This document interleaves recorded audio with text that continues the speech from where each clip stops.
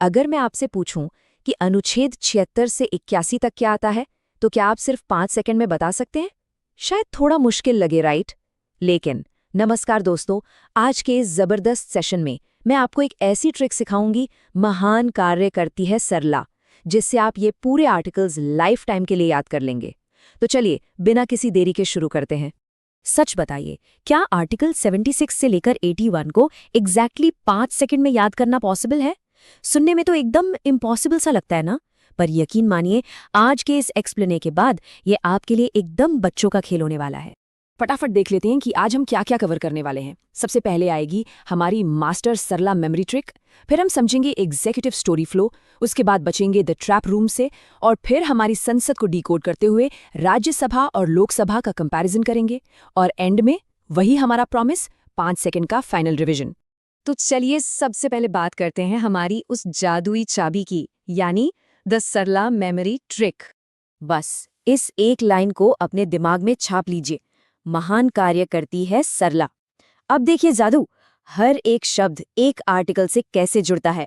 महान से याद रखिए 76 यानी महान्यायवादी, कार्य हो गया 77 यानी भारत सरकार का कार्य, करती से 78 प्रधानमंत्री के कर्तव्य, है से 79 हमारी संसद, सर से 80 राज्यसभा और ला से 81 लोकसभा। है ना कमाल? बस ये 6 शब्द और पूरा सीक्वेंस सेट। अब रटने वाला पार्ट तो हो गया, लेकिन कॉन्सेप्ट भी तो समझना है। तो आइए देखते हैं दी एग्जीक्यूटिव स्टोरी फ्लो, आखिर सरकार एक्चुअल में काम कैसे करती है। कहानी शुरू होती है आर्टिकल 76 से, यानी महान्यायवादी या अटॉर्नी जनरल ऑफ इंडिया।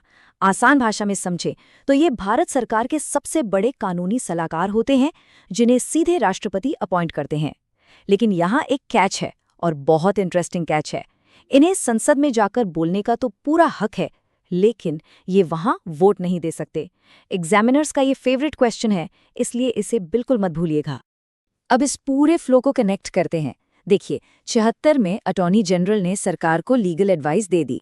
अब सरकार जो भी काम करेगी ना, आर्टिकल 77 कहता है कि वो हर एक ऑफिशियल काम सीधा राष्ट्रपति के नाम से होगा।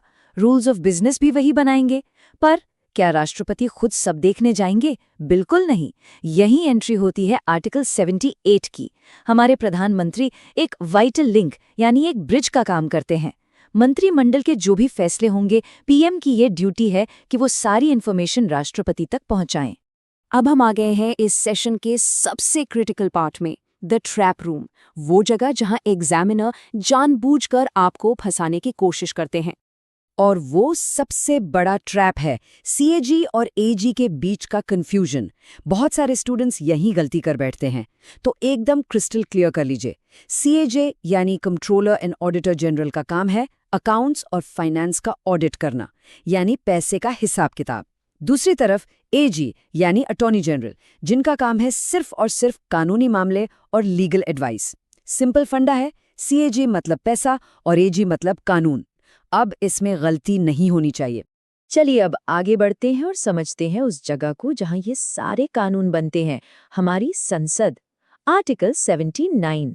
क्या आपने कभी सोचा है कि पार्लियामेंट एक्चुअल में किन चीजों से मिलके बनती है? सिर्फ एक बिल्डिंग नहीं है ये। संविधान के हिसाब से संसद के 3 अहम पिलर्स हैं, राष्ट्रपति, राज्यसभा जिसे हम अपर हाउस कहते हैं, और लोकसभा जिसे लोअर हाउस कहा जाता है। इन तीनों के कॉम्बिनेशन से ही हमारी संसद कंप्लीट होती है। और सुनिए, यहाँ एक और बहुत बड़ा एग्जाम ट्रैप अलर्ट है। कई बार हम सोचते हैं कि संसद का मतलब सिर्फ लोकसभा और राज्यसभा है और बस यही मार्क्स कट जाते हैं। राष्ट्रपति संसद का एक इंटीग्रल पार्ट है, बिल्कुल अभिन्न अंग। याद रखिएगा, कोई भी बिल तब तक कानून नहीं बन सकता जब तक उस पर राष्ट्रपति के साइन न हो। अब जब संसद समझ आ गई है, तो चलिए आर्टिकल 80 और 81 पर चलते हैं और राज्यसभा और लोकसभा का एक क्विक कंपैरिजन देखते हैं। आर्टिकल 80 बात करता है राज्यसभा की और आर्टिकल 81 लोकसभा की।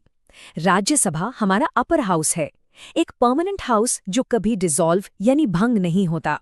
इसके चुनाव इनडायरेक्ट होते हैं। वहीं लोकसभा लोअर हाउस है, जिसे हाउस ऑफ द पीपल या जनता का सदन भी कहते हैं।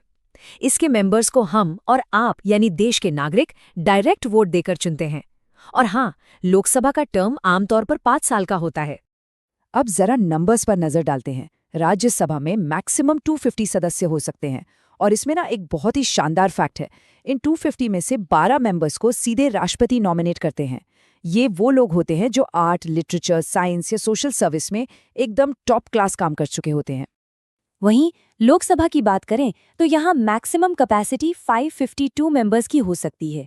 हालांकि करंट सिनेरियो में 543 सीट्स पर इलेक्शन होते हैं और ये वो प्रतिनिधि हैं जिन्हें सीधा जनता चुनती है और जो पार्लियामेंट में हमारी आवाज बनते हैं। तो फाइनली हम आ गए हैं अपने उस प्रॉमिस पर जो हमने शुरू में किया था। Time for the final 5 second revision. चलिए मेरे साथ मन में बोलिए। महान से 76, महान न्यायवादी, कार्य से 77, सरकार का कार्य, करती से 78, पीएम के कर्तव्य, है से 79, संसद, सर से 80, राज्यसभा और ला से 81, लोकसभा। महान कार्य करती है सरला। देखा आपने कैसे कुछ ही सेकंड्स में पूरा का पूरा लेजिस्लेटिव फ्लो हमेशा के लिए आपके दिमाग में सेट हो गया। तो दोस्तों, इस किलर ट्रिक के साथ आपने आर्टिकल 76 से 81 को पूरी तरह से मास्टर कर लिया है। और याद रखिए, हम यहाँ सिर्फ पढ़ाई नहीं कर रहे हैं, हम सीधे सिलेक्शन की तैयारी कर रहे हैं। तो अब आप बताइए, इस ट्रिक को मास्टर करने के बाद संविधान का वो कौन सा सेक्शन है जिसे हमें नेक्स्ट डिकोड करना चाहिए? अपनी तैयारी को ऐसे ही स्ट्रांग बनाए रखिए और हम मिलेंगे अगले एक्सप्लेनर में एक और शानदार टॉपिक के साथ।